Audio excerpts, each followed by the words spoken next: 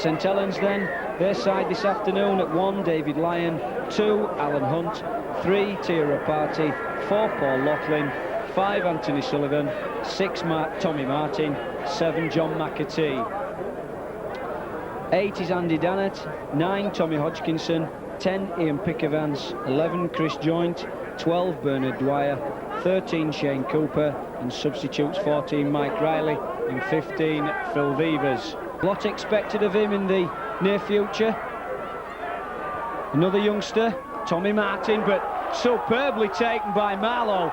Marlowe makes a break and gets away from the St Helens cover. Oh, Mason, I felt, was a little bit impeded, lost his footing.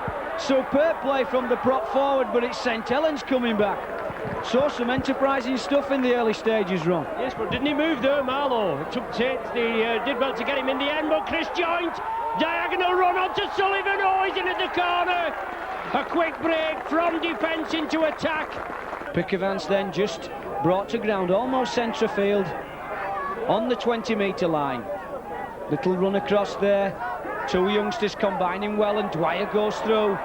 But it's Adrian Flynn who holds him up, and he's helped by Billy Conway, so it's early pressure and a purple patch for the Saints. As McAtee throws a long ball out to Cooper. Cooper feeds Loughlin. Long ball out to Alan Hunt.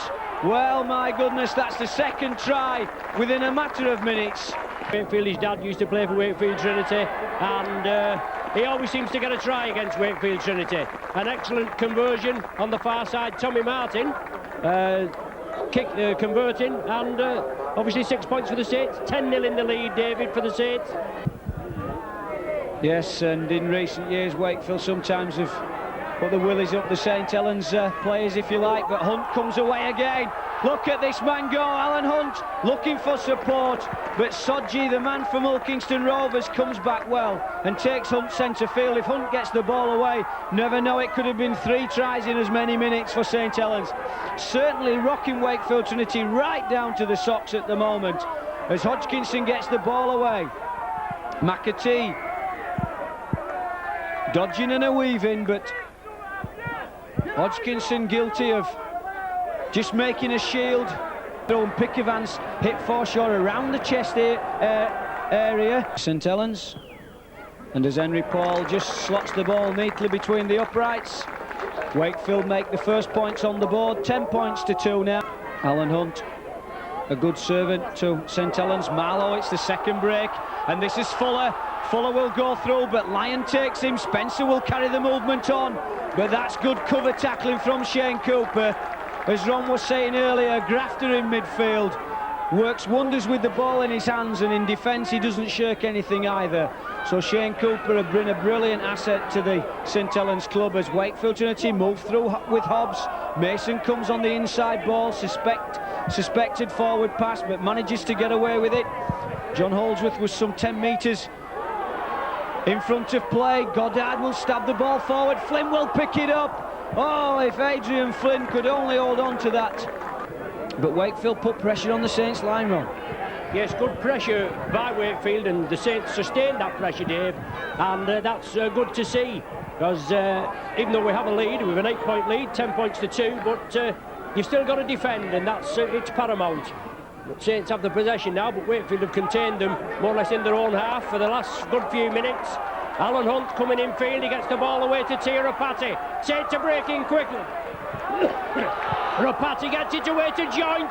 Overlap on the left for the Saints, but it's fed inside to Cooper. Oh, brilliant upfield movement, 40-50 metres. Cooper plays it to himself.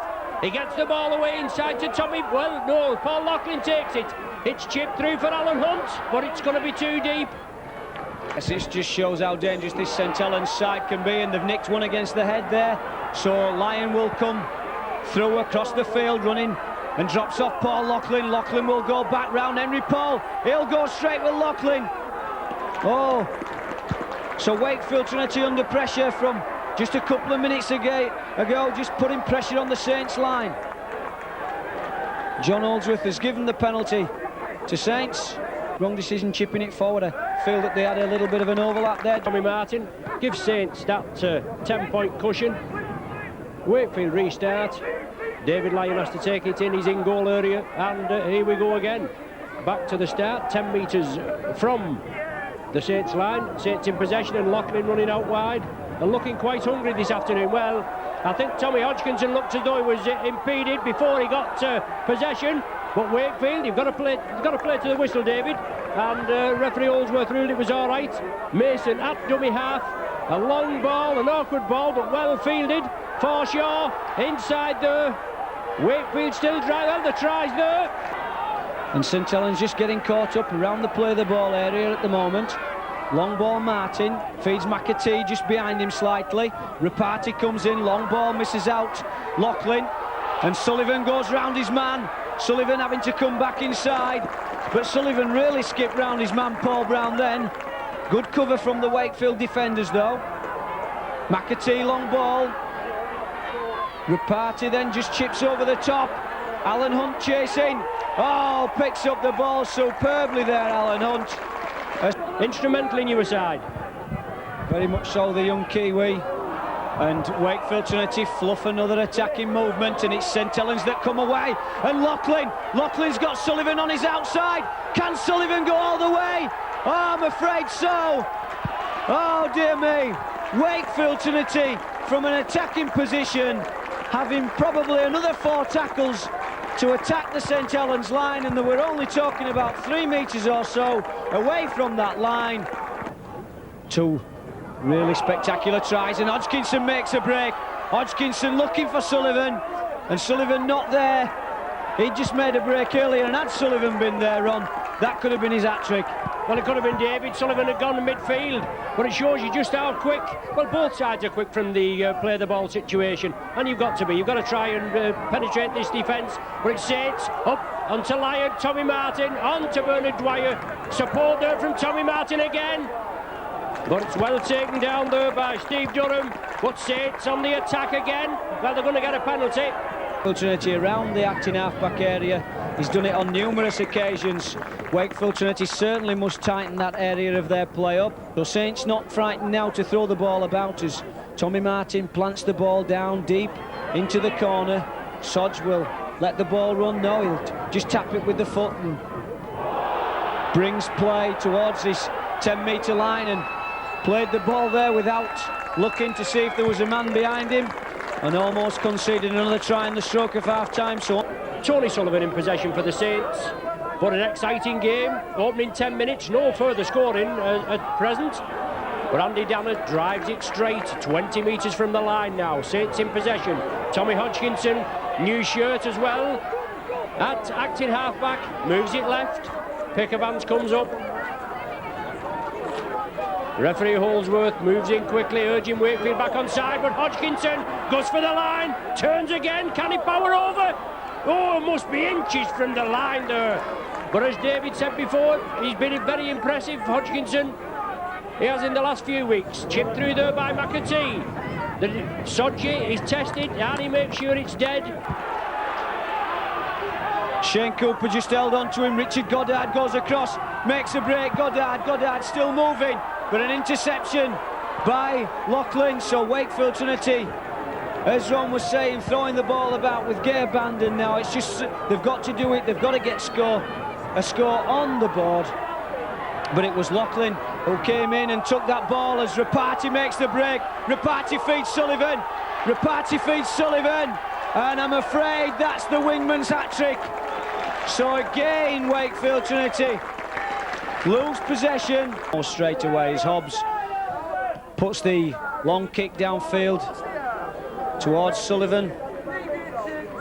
And Sullivan won't let the ball roll into touch. He's full of confidence, is Sullivan, and goes round Fuller and tries to make inroads down the centre of the field and does so. Can Sullivan score a superb try? No, because he's stopped by a superb tackle from Gary Spencer, the Wakefield Trinity number 6, and now playing in the full-back role. But the ball is flowing from one side of the field to the other, and Rapati will come across the field. St Helens have really shown Wakefield Trinity what playing football's all about today, and Hodgkinson again makes room from the acting half-back area, so Wakefield haven't tightened that area of their play up. and Hodgkinson has exploited the weakness around the Acton Park area on numerous occasions as Hunt comes into the line and can't get round Paul Brown. But St Helens look dangerous from almost anywhere on the field now. Full of confidence, little McAtee just stabs the kick through, but it comes off a Wakefield player, and the tackle counts wide clean, and Pickavance comes to ground 8 metres short, and Shane Cooper gets the ball away, and I think it's Chris Joint, and Chris Joint is held on his back, something depth like that, but unfortunately they haven't. Maybe in the future, who knows, with the talent of the youngster coming through these days.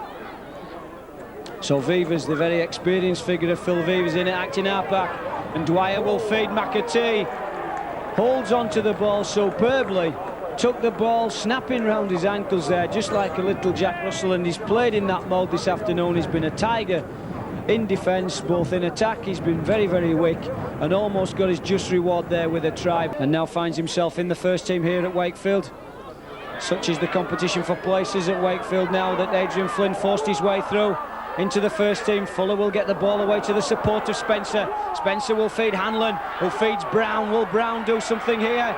Gets round. And the try is given.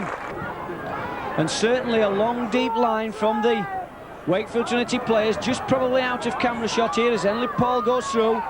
And it feeds Richard Goddard, but nothing comes from that movement as Bright Sodji moves in, comes blindside. Sodji takes on the Saints defence, almost makes it to the line, just 2 metres short. Henry Paul dives through, just can't quite manage to burrow his way like a little badger there, burrowing his way and through the bottom of the St Helens defence. Henry Paul then feeds Matt Fuller, and he's given a try. Shane Cooper there is incensed by some decision, and Andy Dannett has got 10 minutes in the sin bin. He's obviously said something for dissent, that'll be. Matt Fuller feeds Hanlon. Hanlon chip over the top. Oh, it's a try! Oh my goodness! Things are happening here at Belle Vue. Wakefield 3 tries in 5 minutes. Cooper at dummy half. Tommy Martin, he goes for the one-pointer.